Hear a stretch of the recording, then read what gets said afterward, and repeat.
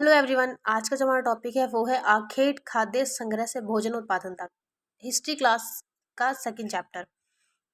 इसमें जो इम्पोर्टेंट है हम वही पढ़ेंगे। आरंभिक मानव, आखिर वह इधर उधर क्यों घूमता था? देखा होगा ना आपने, इससे पहले पढ़ा होगा कहीं कि जो आरंभिक मानव था, मतलब जो शुरुआत में जो लोग रहते थे वो एक जगह से दूसरी जगह जाते थे। ठीक है, तो उन्हीं के बारे में पढ़ेंगे। हम उन लोगों के बारे में जानते हैं जो इस उपमहाद्वीप में 20 लाख साल से पहले से रह रहे थे। आज हम उन्हें आखेटक खाद्य संग्राहक के नाम से जानते हैं। ठीक है, आखेटक का जो पहले वाला हमने जो चैप्टर 1 पढ़ा था उसमें बता रहा था आखेटक का मतलब होता है शिकारी। ठीक है, संग्राहक का मतलब होता है इकट्ठा करने वाला, और खाद्य मतलब कि खाना। तो जो क्या बोलते हैं, जो खाने को इकट्ठा करता है उसको बोलते हैं आपको आखेटक खाद्य संग्राहक। ठीक है, भोजन का इंतजाम करने की विधि के आधार पर उन्हें इसी नाम से पुकारा जाता था। ठीक है, आखेटक खाद्य संग्राहक किसको बोलते थे? जो मतलब खाने को एक तरीके से इकट्ठा करते थे उनको बोला जाता था।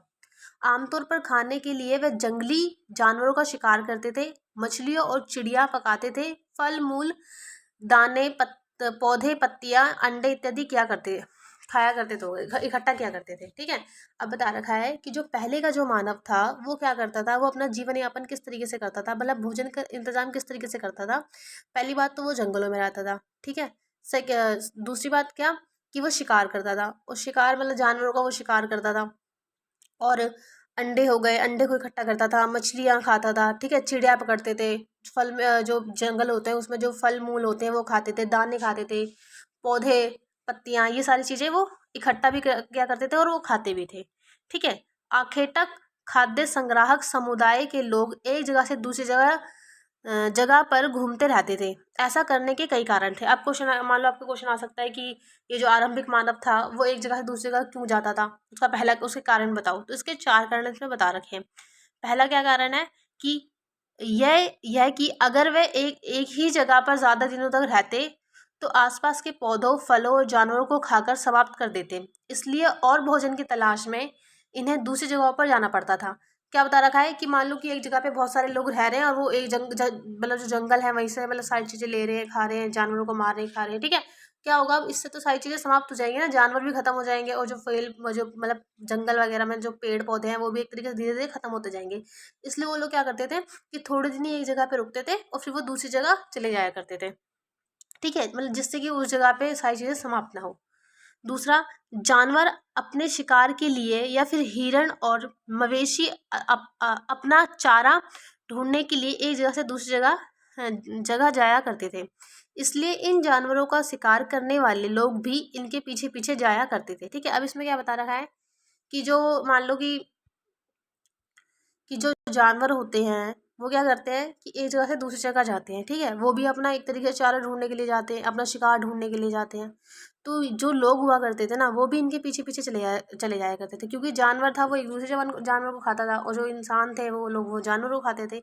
तो इसलिए एक के पीछे एक वो चले जाया करते थे। ठीक है, दूसरा कारण आपका ये हो गया। तीसरा कारण क्या है कि यह कि पेड़ों और पौधों में फल फूल अलग अलग मौसम में आते थे, इसलिए लोग उनकी तलाश में उपयुक्त मौसम के अनुसार अन्य इलाकों में घूमते होंगे।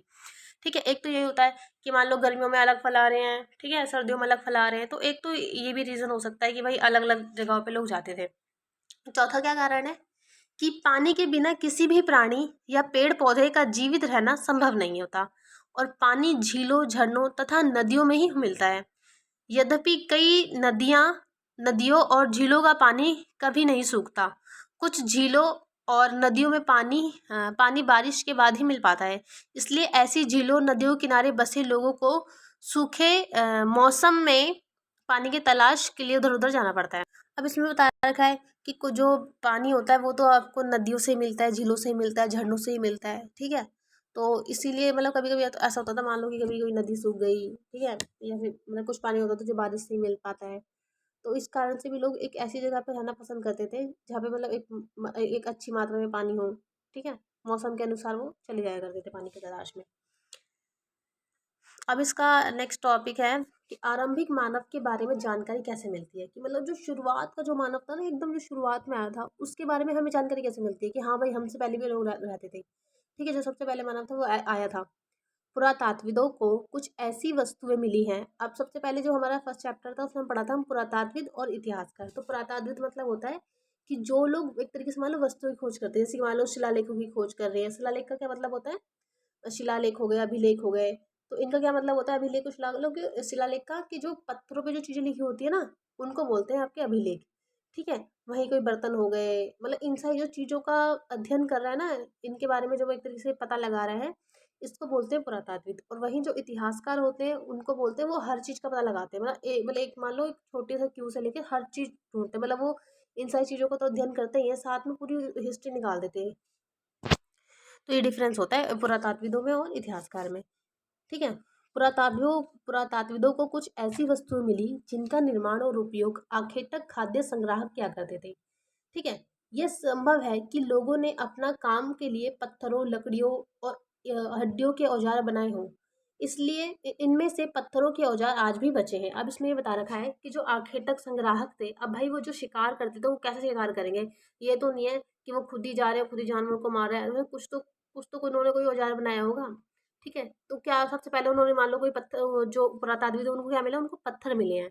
ठीक है। कुछ पत्थर के साक्ष्य मिले हैं, कुछ लकड़ियों के साक्ष्य मिले हैं, कुछ हड्डियों के औजार बने हुए मिले हैं।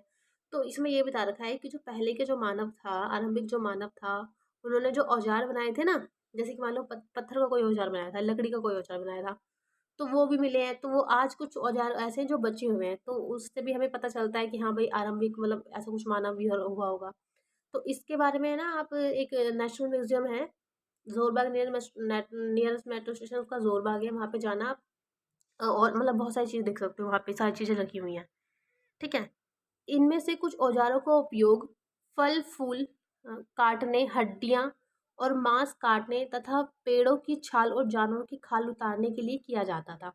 ठीक है। अब इसमें बता रखा है कि ये जो औजार उन्होंने बनाए ना, लकड़ी के जो औजार बनाए, पत्थर के जो औजार बनाए, पत्थर हुआ करते थे एकदम पैना कर देते थे। ठीक है। जिससे कि जो औजार मतलब मान लो किसी जानवर को अगर वो शिकार कर रहे हैं तो वो एकदम पैना हो और उसके सीधा लग जाए और मर जाए। ठीक है। तो जो औजारों का जो उपयोग करते थे वो क्या क्या उपयोग होता था? जैसे कि मान लो किसी फल को काटने के लिए, ठीक है, किसी फूल वगैरह को काटने के लिए। हड्डियों का जो उपयोग करते थे, मतलब हड्डियां और मांस काटने के लिए। ठीक है। पेड़ों की जो छालें होती थी उनको काटने के लिए, और जानवर की जो खाल थी उनको उतारने के लिए ये जो औजार थे उनका उपयोग किया जाता था। ठीक है। कुछ के साथ हड्डियों या लकड़ियों के मुट्ठे लगाकर भाले और बाण जैसे हथियार बनाए जाते थे। असम बता रखा है कि क्या होता था, कुछ औजार ऐसे बनाए जाते थे कि कुछ हड्डियां लगा दी हैं या लकड़ी लगा दी हैं, और कुछ मुट्ठा उट्ठा लगा दिया और उसके अंदर बांध के एक भाला बना दिया गया है, हथियार बनाए जाते थे। कुछ औजारों से लकड़ियां काटी जाती थी। लकड़ियों का उपयोग ईंधन के साथ साथ झोपड़ियों और औजार बनाने के लिए भी किया जाता था। अब लकड़ियों को किस किस मतलब किस चीज के लिए किया जा रहा है? एक तो ईंधन के रूप में किया जा रहा है, एक तरीके से वो जला भी रहे हैं। ठीक है। और अपनी झोपड़ी वगैरह भी बना रहे हैं और औजार भी बना रहे हैं, तो मतलब तीन चीज के लिए उपयोग किया जा रहा है एक तरीके से लकड़ी का उपयोग। अब इसमें बता रखा है पत्थर के औजार को, ये तो नहीं है। ये दिखा रखा है ये कि इन्होंने एक तरीके से मान लो ये कुछ बना हुआ दिख रहा है कि पत्थर के औजारों का उपयोग बाएं इंसान के लिए पत्थर का उपयोग इंसान के खाने के योग्य जड़ों के खोदने के लिए। ऐसा इसमें बता रखा है कि जो पत्थर का जो उपयोग था वो मतलब जो पत्थर के औजार का जो उपयोग था वो मतलब किस तरीके से किया जा रहा है, इसमें ये लिखा हुआ है। नेक्स्ट है रहने की जगह निर्धारित करना, कि जो पहले के जो लोग थे, जो आरंभिक जो मानव था, वो रहने का मतलब किस तरीके से उसका वो था, किस किस प्रकार से वो रहता था।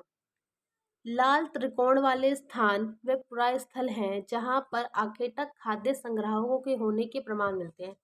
अब क्या बता रखा है? लाल त्रिकोण क्या है? एक जगह का नाम है। ठीक है। वो एक बहुत ज़्यादा पुराना स्थल है जहाँ पे ये हम पता लगा सकते हैं, और जहाँ पे मतलब जहाँ पे हम पता लगा सकते हैं कि जो आखेटक खाद्य संग्राहक हैं उनके मतलब प्रमाण मिलते हैं कि हाँ यहाँ पे ऐसा कुछ होगा। जैसे कि जो हड़प्पा सभ्यता है, बहुत सारी चीज़ें ना उनके बारे में पता लगाते हैं कि हाँ भाई यहाँ पे ये सभ्यता विकसित हुई होगी। तो वैसे ही जो ये आखेटक खाद्य संग्राहक हैं, तो उनके प्रमाण मिलते हैं कहाँ पे? लाल त्रिकोण में। ठीक है। वाला एक स्थान है, वहां पे पूरा स्थल है। इनके अलावा भी और कई स्थानों पर आखेटक खाद्य संग्राहक रहते थे। मानचित्र में सिर्फ कुछ गिने चुने स्थान ही चिन्हित किए गए हैं। कई पुरास्थल नदियों और झीलों के किनारे भी पाए गए हैं।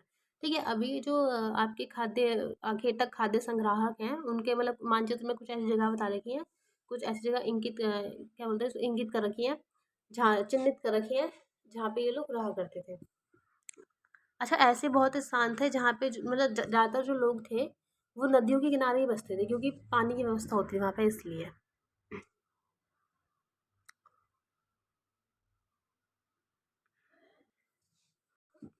पत्थर के उपकरण बहुत महत्वपूर्ण थे, इसलिए ऐसी जगह ढूंढते रहते थे जहाँ अच्छा पत्थर मिल सके, ठीक है। अब जो पत्थर के औजार थे, पहले के टाइम में ये तो नहीं था कि अरे लोहा है, लोहे से बना लिया, ये तो सब बाद में ही आई हैं चीज़ें। तो पहले लोग क्या करते थे, पत्थर का ही अच्छे तरीके से उपयोग करते थे। तो ये जो लोग थे वो ज़्यादातर कोशिश करते थे एक ऐसी जगह पे जाए जहाँ पे अच्छा पत्थर मौजूद हो, ठीक है। ये जगह भी, ये अच्छा पत्थर भी ढूंढते रहते थे।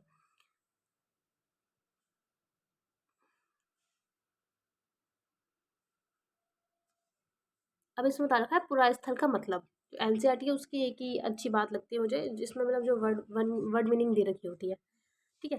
पुरास्थल उस स्थान को कहते हैं जहाँ औजार, बर्तन और इमारतें जैसी वस्तुओं के अवशेष मिलते हो, ठीक है। अवशेष का मतलब जैसे मतलब साक्ष्य, सबूत, ठीक है, वो मिलते हो। तो पुरास्थल क्या है कि एक ऐसी जगह जहाँ पे ये सारी चीज़ें हमें मिलती हो। ऐसी वस्तुओं का निर्माण लोगों ने अपने काम के लिए किया था और बाद में उन्हें वहीं छोड़ गए। ये ज़मीन के ऊपर, अंदर, कभी-कभी समुद्र और नदी के तल पर भी पाए जाते हैं। पता है ना कि जो नदी है वहाँ पे मतलब एक द्वारिका मिली है एक, शायद नदी तो नहीं बोलेंगे उसको। इन पुरास्थल के बारे में आप, अच्छा इसमें तो है नहीं कुछ। आग की खोज, अभी सब बता रखा है कि जो आग की खोज है वो किस प्रकार से हुई है।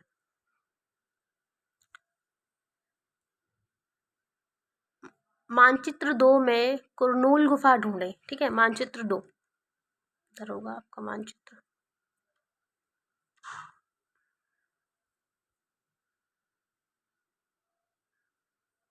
ये रहा मानचित्र, कुरनूल गुफा। कुरनूल गुफा कहाँ है आपकी, ये ये रही आपकी कुरनूल गुफा, ठीक है। ये दक्षिण की साइड है, ये रही कुरनूल गुफा।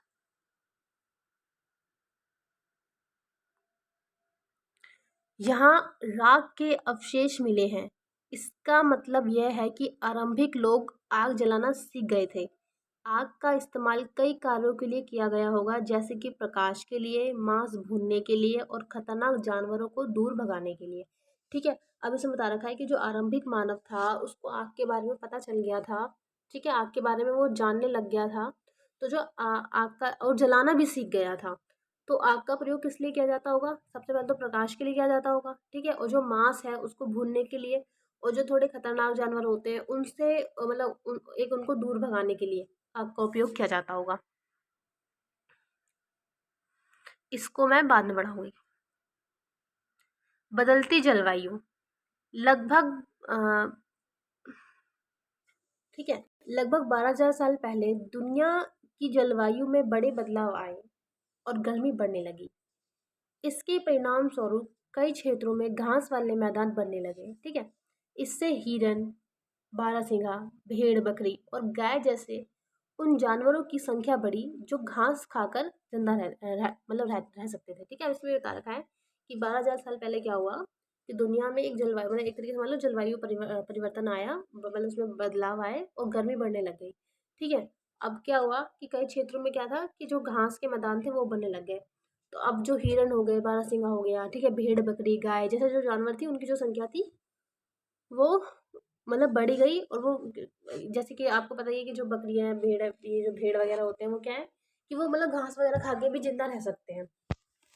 जो लोग इन जानवरों का शिकार करते थे वह भी इनके पीछे आए और इनके खाने पीने की आदतों और प्रजनन के समय की जानकारी हासिल करने लगे। हो सकता है कि तब लोग इन जानवरों को पकड़कर अपनी ज़रूरतों के अनुसार पालने की बात सोचने लगे हों। साथ ही इस काल में मछली भी भोजन का महत्वपूर्ण स्रोत थी, ठीक है। अब इसमें बता रखा है कि भाई जो जानवर जा रहे हैं उसके पीछे पीछे लोग आ रहे हैं। अब लोगों को पता चल गया कि जानवर की अच्छा ये आदत है, ये खाते हैं, ये सब चीज़ें, मतलब उसके बारे में एक तरह से मतलब जानवर के बारे में उनको नॉलेज हो गई। अब इसमें ये बता रखा है कि जो क्या बोलते हैं उसको, खाद्य खेटक जो लोग थे, खाद्य हाँ, तो जो आपकी खाद्य खेटक जो लोग थे, अखेटक खाद्य जो लोग थे, उन्होंने क्या किया कि ना उनकी एक आदत और थी कि मतलब एक तरीके से वो मछली का भी मतलब भोज मछली मतलब मछली भी उनका एक महत्वपूर्ण भोजन बन गई थी, ठीक है, मछली को भी वो खाते थे। अब आता है खेती और पशुपालन की शुरुआत।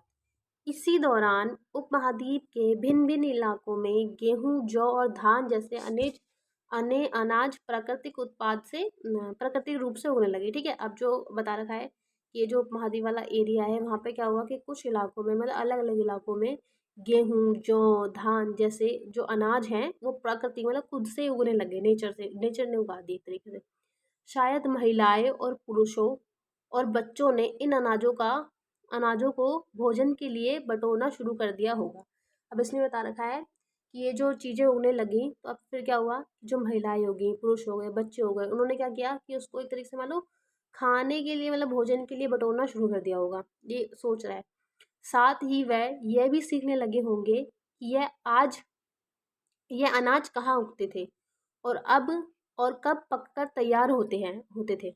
ऐसा करते करते लोगों ने इन अनाजों को खुद पैदा करना सीख लिया। इस प्रकार धीरे धीरे वे कृषक भी बन गए होंगे। अब इसमें बता रखा है कि जैसे कि उनको अनाज मिल गया, अब उन्होंने ये देखा होगा अच्छा ये उगते कहाँ पर है, ठीक है, ये कब तक पक के तैयार होते हैं। तो ये क्या हुआ कि एक तरीके से जो मानव था वो देखता गया और चीज़ों को सीखता गया, फिर वो धीरे धीरे क्या हुआ इस तरीके से वो कृषक बन गया, इस तरीके से वो मतलब वो किसान बन गया। इसी तरह लोगों ने अपने घरों के आसपास चारा रखकर जानवरों को आकर्षित कर उन्हें पालतू बनाया होगा। अब इसमें बता रखा है कि मतलब जो जानवरों को पालतू कैसे बनाया होगा कि मान लो थोड़ा सा उन्होंने खाना रख दिया, कोई चारा रख दिया और जानवर आ गया और फिर वो थोड़ा हिल जुल उनसे थोड़ा मिल मिला हो गया उनका, तो बस ऐसे ही वो पालतू बन गया। सबसे पहले जिस जंगली जानवरों को पालतू बनाया गया वह कुत्ते का जंगली पूर्वज था। अच्छा, इसमें एक ये चीज़ भी है कि जो पहले का जो मानव था उसने सबसे पहले ना कुत्ते को अपना एक तरीके से पालतू जानवर बनाया था। धीरे धीरे लोग भेड़, बकरी, गाय और सूगर जैसे जानवरों को अपने घरों के नजदीक आने को उत्साहित करने लगे। ऐसे जानवर झुंड में रहते थे और ज्यादातर घास खाते थे। अक्सर लोग अन्य जंगली जानवरों के आक्रमण से इनकी सुरक्षा किया करते थे और इसी तरह धीरे धीरे वो पशुपालक भी बन गए, ठीक है। अब क्या हुआ कि जो लोग थे उन्होंने जैसे कि सूगर को, गाय को, भेड़, बकरी इन सारे जानवरों को पालना शुरू कर दिया। अब इन पे क्या होता है कि जो बड़े जानवर होते हैं वो हमला कर देते हैं, तो लोगों ने क्या किया कि इनको बचाना भी शुरू कर दिया। इस तरीके से क्या हुआ वो पशुपालक भी बन गए, ठीक है।